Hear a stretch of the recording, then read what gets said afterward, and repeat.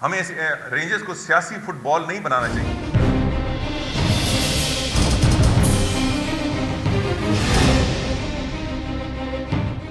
Rangers اختیارات کی summary پر وفاق کو تحفظات۔ وزیر اعلیٰ سندھ مراد علی شاہ بلاول ہاؤس پہنچ گئے۔ بلاول بھٹو زرداری کو ساری صورتحال سے آگاہ کر دیا۔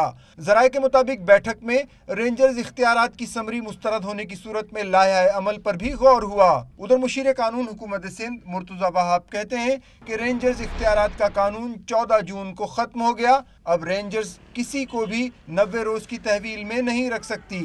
یہ قانون اس وقت نافذ العمل نہیں ہے، اور چونکہ قانون نافذ العمل نہیں ہے تو جب تک یہ اس کا نفاذ نہیں ہوتا تب تک وہ 90 روزہ اختیارات ان کے پاس موجود نہیں ہیں۔